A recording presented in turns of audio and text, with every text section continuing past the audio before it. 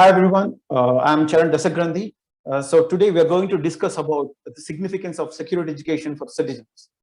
To ensure security of a nation, along with government and its agencies, citizens do have a critical role to play.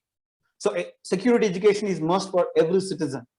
So it is important for citizens to have security education, and to be more precise, national security education right from the school level. With this, we can avoid most of the crimes and security breaches. As a part of this, we are starting a series of talks on security education for citizens. In our first session, we have with us Chakradhari. He works as a security architect, tactical strategist, instructor, and public speaker. He's skilled in management, counterterrorism, tactical training, close protection, and physical security. So he's trained at International Security Academy, Israel, on event security and protection services.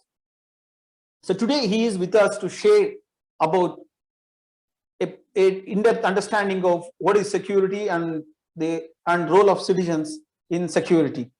So this is going to be our first episode on security. Welcome, sir. Thank you, Charan. How are you? Yes, sir. I'm fine, sir. How are you? Doing good, doing good. Yeah, glad that we started our first session on security education for citizens. So absolutely. Thanks for being part of it. Yeah, it was long due. Yes, sir. Yeah. So shall we start, sir? Absolutely. Yeah, thank you, sir. So can you just brief viewers about your area of work so that they get to understand it? My area of work is, if I can put it in a nutshell, it's security architecture. Now, how you, when you want to build a house, you go to the architect and he helps you design a beautiful house, which will stand at least, till you're there, and some also for your family to live in. So that is basically what I do. I design security procedures, which basically include three things: tools, tactics, and personnel. So I use tools like you have your security cameras and you have your alarm systems and all those are tools. And then you have tactics.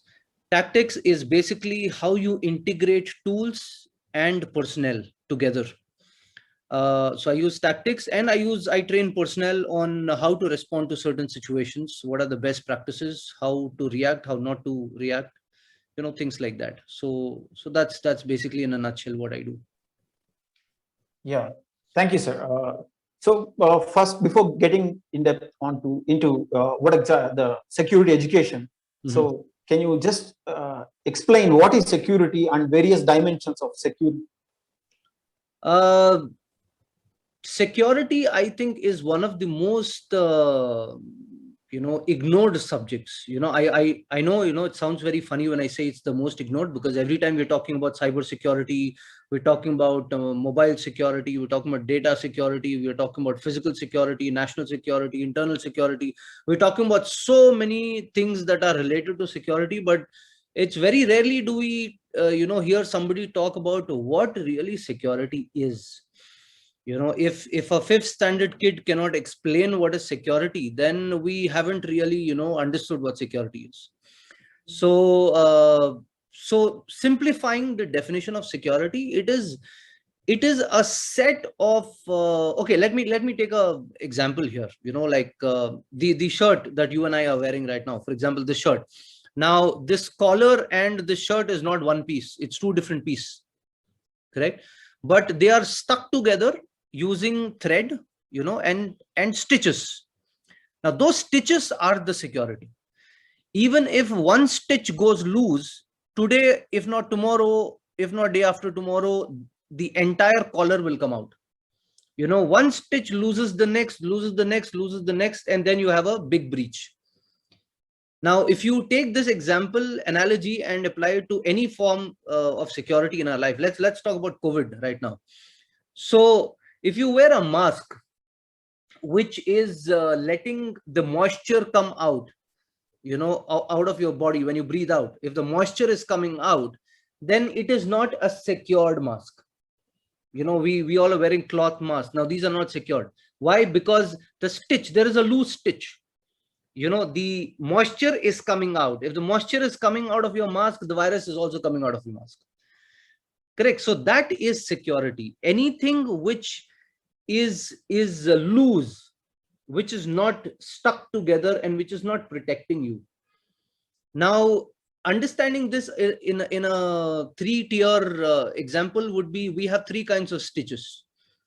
One, we have, if you look at your shirt, we have one which is a loop stitch, one which is a zigzag stitch, and one is a running stitch. Correct. Now, when you compare these three stitches with, our nation, the loop stitch is possibly the national security agencies. Okay, it could be the armed forces, or it could be the intelligence agencies that are working to secure the country outside. Okay, like you have Rowe in India, Research and Analysis Wing. So these are the guys who are the loop stitch. Then you have the zigzag stitch. Now this is the internal security. Now the internal security is the responsibility of the police, of the paramilitary, of the intelligence bureau, IB, or the CBI or the CID. All these guys, they are all part of the internal security architecture. And then the third and most important is the personal security, which is the running stitch. Okay, now maybe if the if you have the loop stitch which goes weak, you can still wear the shirt. Correct. If you have the zigzag stitch loosened, or the stitches are broken, you can maybe still wear the shirt. But if you have the running stitch gone, you have a hole. Yeah. Correct. Now, this is something that people don't understand. People think that, oh, we have Raw, we have armed forces, we have police, we are secured. So people don't understand that it is the running stitch which is the most important stitch to keep the shirt intact, which is you and me. It's the 1.2 billion people who are the running stitch. Yes, sir. Thank you, sir. It was a beautiful explanation of what is security in a very simpler way. And when we talk about security, the next term what comes in picture is threat. So what is threat here? Threat,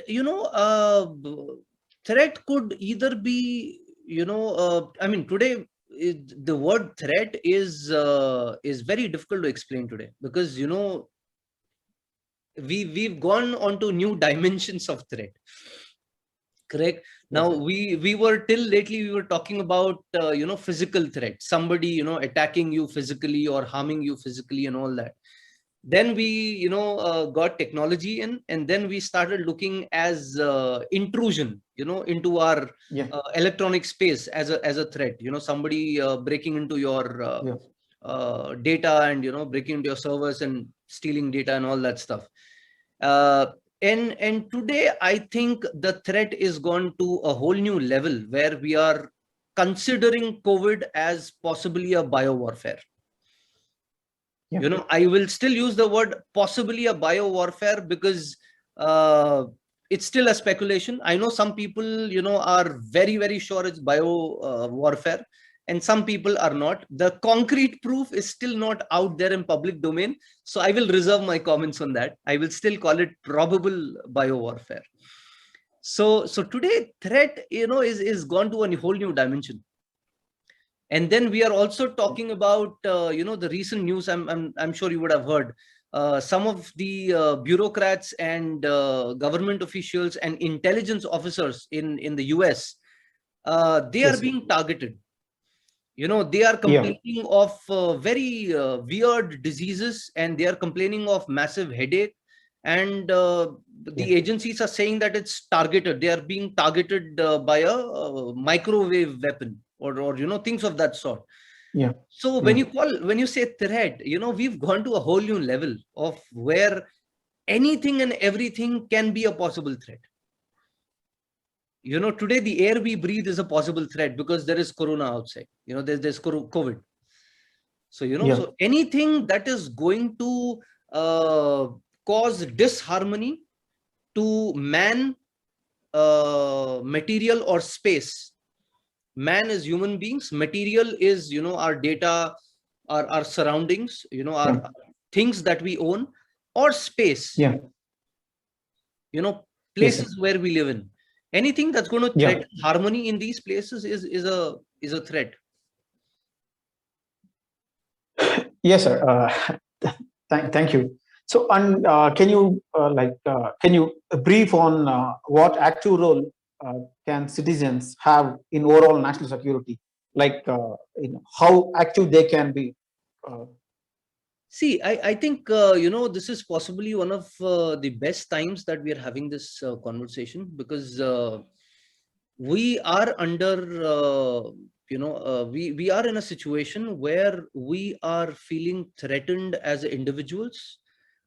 The society is feeling threatened, and the nation is feeling threatened.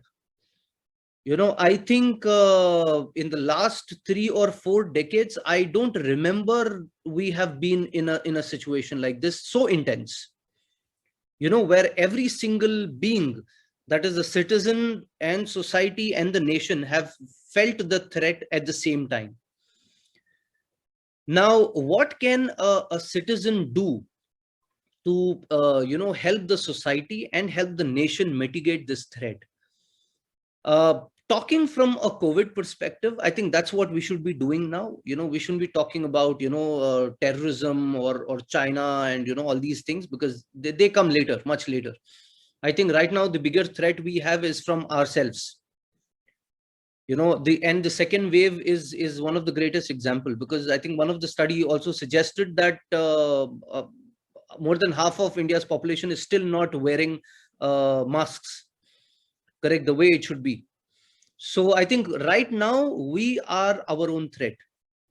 And what we can do to make sure that our nation is secured is that we follow very, very, very strict COVID protocols. It is imperative that we really do this. I understand a lot of people, we are still somewhere in denial that there is a COVID virus out there. In spite of all this proof that we have, I still hear people, I still read the tweets of people saying that, COVID is a hoax. I'm like, come on, guys. How many more people need to die for you to realize that COVID is actually there? Correct. So I think it's high time that we understand as a nation, as a society, as individuals, that there is a virus out there. There is an imminent threat. The first thing we need to do is we need to secure ourselves. When you're going in a plane, they announce that in case of emergency or low pressure, the oxygen masks will fall from the ceiling, and they say, first you put your mask, then you help somebody else put mask. They don't say the first help your child put mask and then you wear. No, they don't say that. They say first you put your mask and then you help others wear the mask. So I think this is what we need to follow. Being in the aviation industry for some time now, I've really learned a very, very important lesson that first you need to secure yourself, and then you need to make sure that people around you are secure. So when you are wearing a mask, a 3-layered mask, a surgical mask, which has one of the layers to protect moisture from going out or moisture from coming in, okay, that is what is protection. Now, if you're using that kind of a mask or you're using an N95 mask, you need to make sure the people around you are also educated in this. Correct. Now, it can't be that you wear 2 masks and, you go out there where people are not wearing masks. Yeah. Correct. So it's not going to happen. We're not going to, get anywhere. So I think the first thing people need to do right now is very, very seriously follow COVID protocols. And that takes a lot of discipline. And the biggest challenge with, us Indians, I'm including myself, is that we have a problem with discipline. We're pretty bad with that. And I said, I'm including myself. Yeah, I mean, that's a big thing, we are giving scope for the breach. Absolutely. So that's the loose stitch. Correct. So the first thing we need to do is, before we point a finger at the loop stitch, which is the government, or the zigzag stitch, which is the state government, the first thing we need to do is make sure that the running stitch, which is you and me, we are tight. Yeah. Because if we are tight, then we can point a finger at somebody else and say, you are not doing your job. But if we are not following COVID protocols, and we're not putting on the mask, and we're trying to go outside and eat pani puri and chaat on the street, in the evenings, and then we blame the government for not providing enough ICU beds, I think that's not really a fair discussion to have. Yes, true, definitely, sir. We are equally responsible for pointing out to the government or something else. And the situation now clearly proved that neither government nor the health infrastructure, whatever we have, is able to protect people. Rather, its own people should be active enough to protect themselves. So I think this is a perfect position where to understand security, basically, because now people are feeling the heat of why citizens' role is important in securing nation, because you secure yourself first, so then it's like nation is already secure. Exactly. Charan, let me digress a little bit from the COVID situation. Let's talk about one of my favorite topics, which is abuse against women. Okay, something that I've done. I don't know how many videos I've done on that, but I'm just trying to connect or give a parallel between the two things to help people understand the concept of security here. Now, or the concept of we securing ourselves, personal safety and security. Now, ever since Nirbhaya happened in 2012, correct? Yes. All of us have been hunting this case down. For the first 2-3 years, I still remember almost every second, third day, or at least one day in a week, the news channels would dedicate one entire hour program on the Nirbhaya case. Yeah. But that happened only the first 2 years, maybe, or maybe the 3 years. And after that, the media found new things to talk about. So, the case was left. And every now and then, there was a hearing in the court. They would just have, a 3-minute piece on the case, and, just let people know what's happening. Yeah. Now, when these guys were, actually convicted and hanged. Okay. Yeah. Just a second. Were they hanged? I still don't know. Were those guys hanged? I think they were. Yes. Yeah, they were. Yeah, I think they were. Yes. So when they were hanged, the entire nation was so happy. Okay, and I was just looking at this happiness and firecrackers and all that stuff, and I was just asking myself, and I wanted to ask all these people who are so happy about these guys being hanged. That have we all realized that in the last 7 years there have been over 170,000 more rapes? Yeah, true. Did we really realize that we are we are rejoicing the capital punishment of one case, and we've forgotten the 180,000 cases that have happened in the last 7 years? True. Correct. So this is a classic example of how we of herd mentality. Yeah. So you have one leader in the front, and everybody is following that leader. In this case, that leader is media. Whatever media is talking about, everybody wants to talk about that, because you want to feel belonged. That, hey, you know what? I am talking about what the media is talking about. I'm at par with the news. And I think that's a very stupid thing. True, sir. Correct. Because till today, I have not heard one logical discussion, panel discussion on any news channel, which is telling women that, hey, you want to secure yourself, you want to feel safe wherever you go, at whatever time you go, you need to follow these 5 things or 3 things, A, B, C, D, E. Nobody's talking about that. Yeah, true, sir. And then you call in experts on experts, you call in the ex-IPS guys, you call in the military guys, and you call the intelligence guys, and you call ministers and MLAs and all, I don't know who all, including the actors. your Bollywood actors. Yeah. But interestingly, none of these people talk about what women need to do to secure themselves. True, sir. True. And that really amazes me. Yes, it will. I mean, despite having these many lakhs of cases, but we are unable to address the root cause of the problem. So it still shows that, we really don't care about the problem. Rather, we care about something that hype, which we want to go with it. And, like it's something like I feel that it's a sort of, I would say it's a sort of problem of identity crisis. People Correct. do have the problem of identity crisis. It's like, media speaks something, you start speaking. So what about what media is not speaking? Are you really addressing it? Are you just trying to go with the flow? So I think, as you pointed out, I think, identity crisis is something, which can be a big scope for a security breach, or it's a big vulnerability which society has today, which is causing most of the, security breaches, be it on social media, be it on, the psychological position of people. If you observe, it's like, if 100 people call it, wrong, so the rest of the 1,000 guys also call it wrong. It's because they want to be identified with that particular ideology.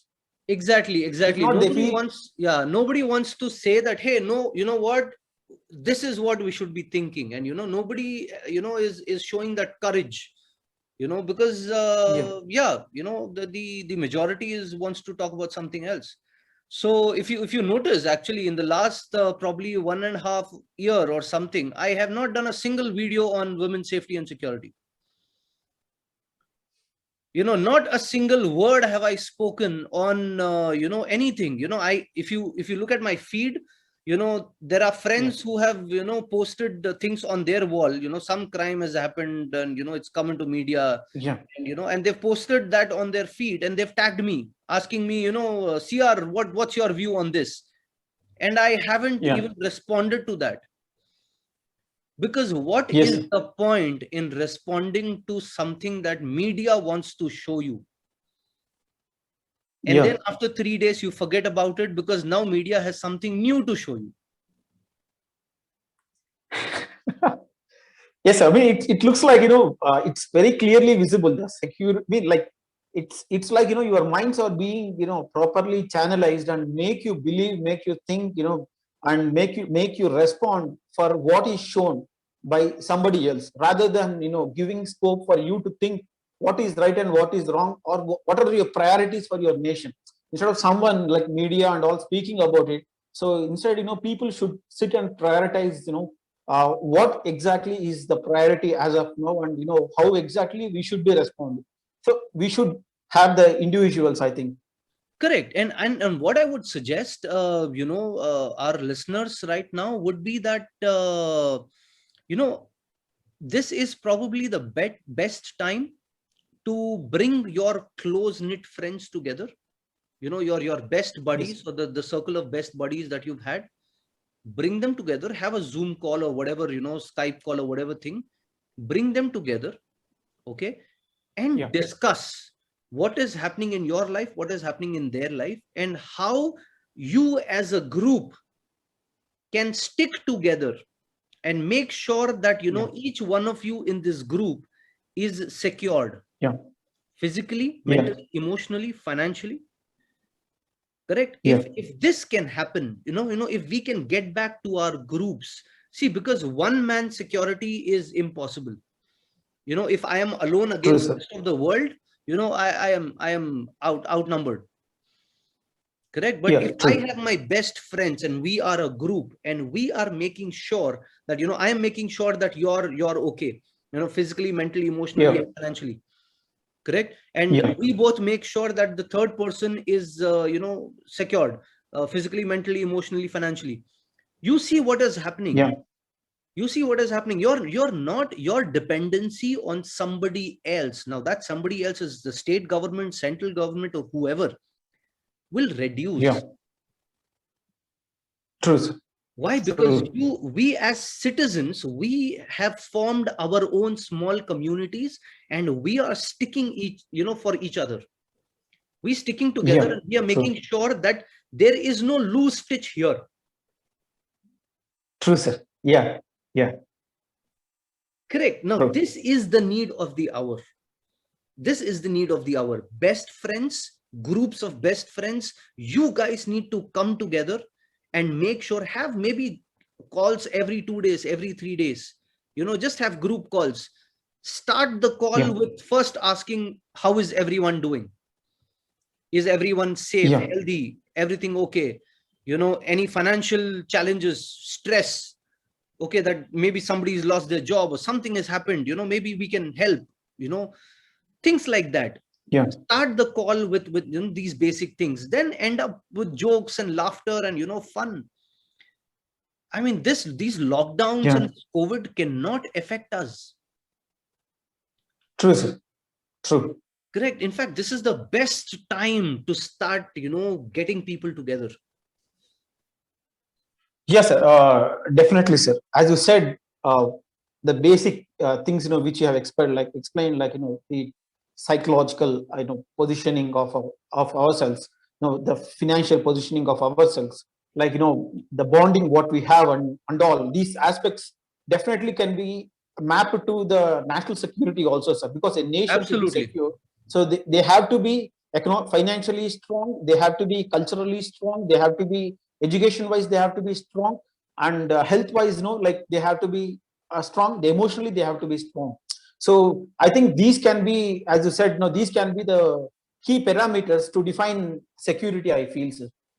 Exactly. And when we talk about personal security and safety, which is the most important subject, which I feel, and this Yeah. is I personal safety and security should be a mandatory subject in school. Yeah. Yeah. We need to start teaching our kids what security is all about. When we start doing Yes, sir. this, trust me, Charan, the way crime will lose its stronghold, you won't Yeah. believe what transformation can happen out there. The challenge is we are inducing fear in our kids instead of giving them the courage on how to secure themselves. Instead of Yeah. instead of teaching our kids how to look for malicious intent, how to look Yeah. for pre-crime indicators, we are teaching them that Yeah. hey, world out there is a very scary place, there are bad people out there, so you're scaring your kids. So Yeah. stop scaring your kids and start empowering them. Teach them that, hey, if somebody is doing this, you need to, your antennas need to, alert you that, hey, something is not okay with this guy. A Yeah. stranger comes True. to you and starts talking to you, maybe hi, hello, okay, fine. It does happen. You're sitting in the airport, Yeah. somebody next to you, we start conversations and it's stranger talks. But when somebody Yeah. starts asking you personal information, or when their questions are leading somewhere, you should be sharp enough to identify that, okay, there's something not okay with this conversation. Yeah. True, sir. Right? Now, True. these are the things kids need to be taught in school. This is Yeah. security education, personal security education. This needs to go into our curriculum.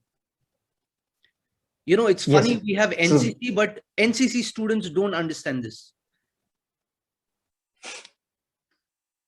True. Correct. You're preparing the kids for national security, but first prepare them for personal security. The nation will come later. True, sir. Yeah. Correct. You have your scouts, guides, NSS, NCC. Start training them on what personal security is all about. Yeah. True, sir. So, I mean, yeah, that's clearly visible.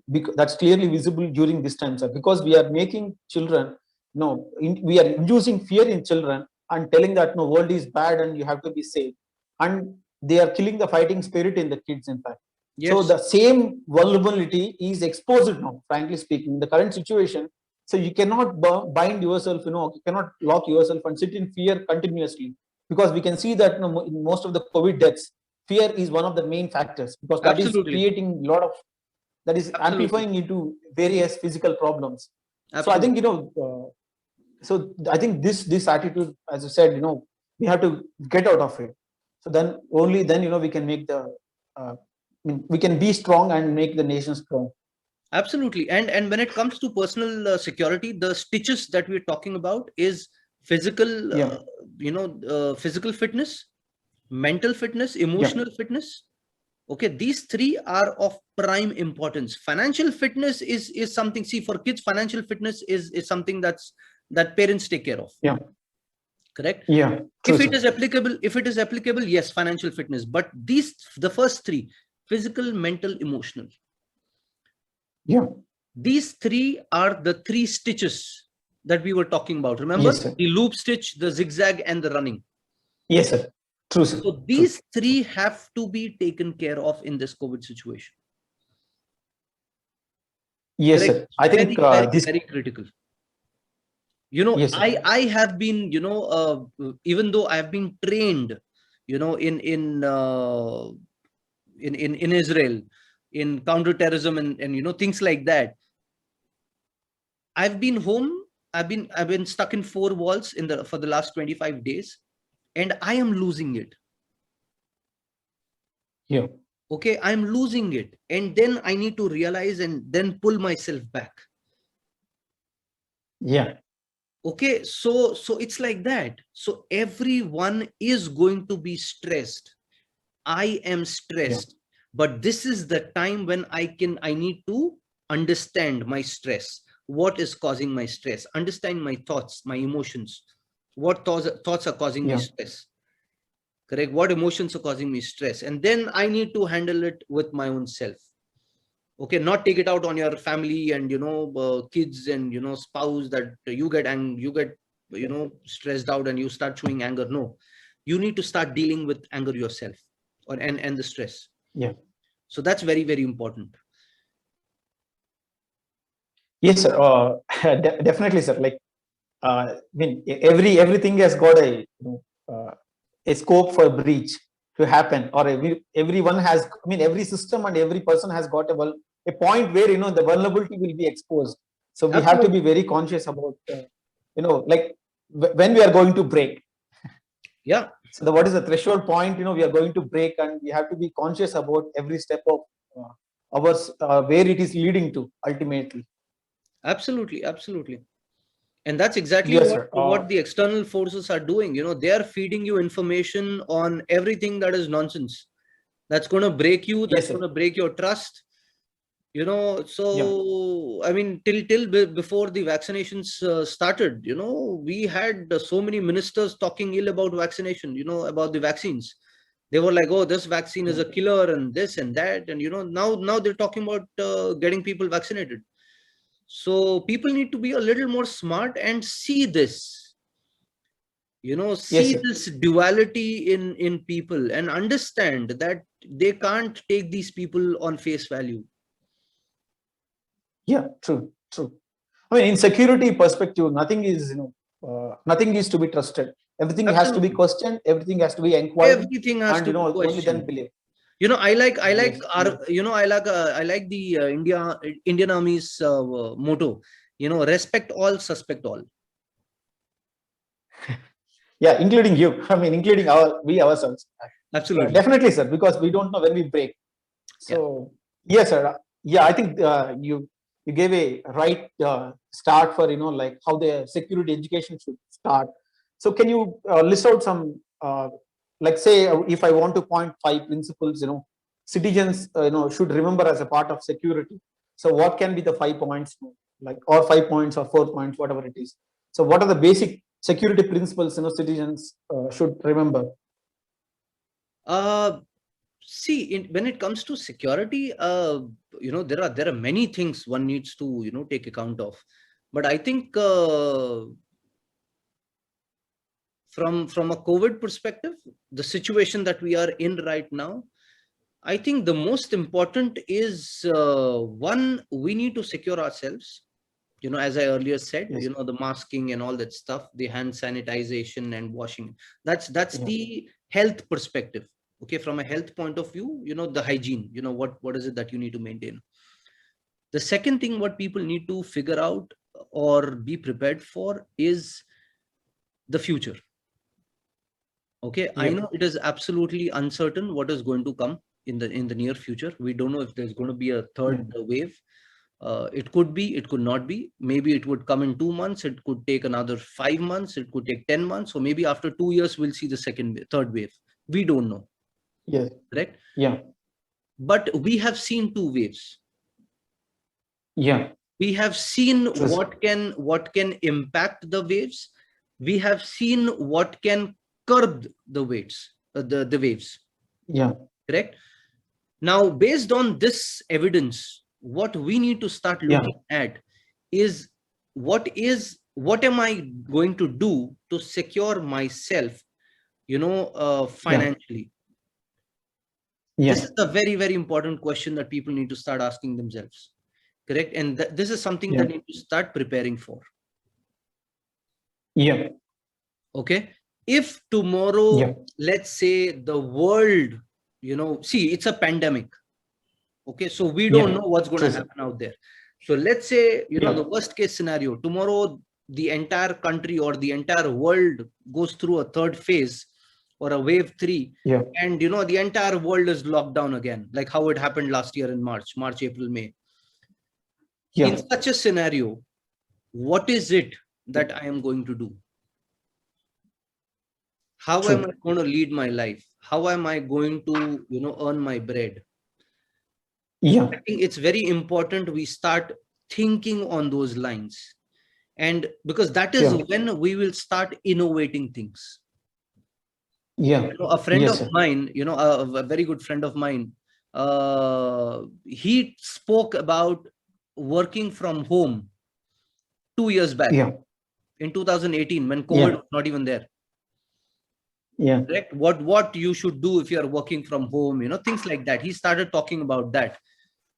Least did he imagine that something like this would happen and the entire world would be working from home. Yes, sir. True. Correct. So we need to think ahead. The challenge with the biggest challenge with India has been that we don't, we are not ahead of the wave. The wave hits us and then we are always recovering. It's in our DNA. That's the problem. And that is why you don't see many tech companies in India coming up. Now they are coming up, of course, but we are not leading the world in tech companies. Whereas a small country like Israel, which is probably smaller than the smallest state of India, is leading in tech innovations. Why? Because they are under constant pressure of survival. That is why they keep innovating. And today you see where they are. It's a country, it's a country that is growing watermelons and bananas and oranges in a freaking desert. And I was amazed to see this, how they're doing it. Correct. So we got to be ahead of the curve. And that is something that we'll have to start teaching our people. We need to think ahead. Ahead of our times. Now, this is very, very important aspect that we need to look at. And the most important thing, of course, is going to be mental wellness. We have to spend a lot of time making sure we have mental wellness. Because COVID and the things that are coming with COVID are going to have already impacted our, mind very badly. So we have to work on, mental fitness. So it's very, very important. So I would suggest these 3 things right now, top of my chart. Like, as I understand, I thought to summarize, the discussion, what we had on the basic security principles. So what I understand is, one is prepare for uncertainty. So nothing is going to be in your hand. Then is, self-protection and self-analysis. So that is one thing. And other is, financial security. So that's one thing. And innovate yourselves. So you have to check, you have to have a scale where, where you are heading. So keep innovating yourself. So then is, think ahead. And the other one is, always have a proactive approach rather than reactive approach, what we are doing now. So always be prepared, have a proactive approach, because And another point is the mental wellness. So, and physical, wellness too. So as I understand, I think these are the perfect points. Yes, yes. As I said, the 3 stitches: mental, physical, Yes, sir. mental, emotional. These are the 3 stitches that are in our hands. Correct. Yes, may it be locked down or whatever it is. You can just sit with yourself, read some nice books. If you can't buy the books online, you have Kindle, you have online books, you read. Okay, just spend some time with yourself, and you need to build yourself. Yeah, that's my only suggestion right now, because there's nothing out there. Everything is here. Yes, sir. I'm reminded of what Swami Vivekananda always said. It's the Atman. Yeah, It's true, within. Everything starts from what's happening within. Yeah, true, sir. Definitely. Yes, sir. Thank you, sir. I think we have reached end of the interview. I think we have discussed quite a bit of good things to understand significance of security education, and how citizens, how the role of citizens in security, national security, as well as their personal security. So I think thank you, sir. It was a very great discussion we had. Thank you so much. Thank you so sir. much. And probably, Thank you, sir. as we discussed, we'll probably start talking more about these topics on maybe every fortnight. And maybe, we should start, something on the lines of a small newsletter every maybe 15 days or a month. Just a 2-page one. Yes, sir. No faltu gyan, because there's enough of gyan out there. Yes, sir. So let's talk something practical which people can use, read now and use the next minute. And let's see what difference we can make in people's life. I think that's very important. Sure, sir. Definitely, as you said, as a course of action, we will start the newsletter for sure. So at least monthly newsletter, or we will fix it. So, but newsletter we will start, and we will try to keep people intact with this subject, and and help them understand the significance of it. So, I think sir, that's a good way to proceed. Yes, sir. Thank you. I think. Thank you so much for your time. Thank you, sir. Thank you, sir. Good day, sir. Thank you. Yeah, you take care. Yeah, thank you, sir. Good day.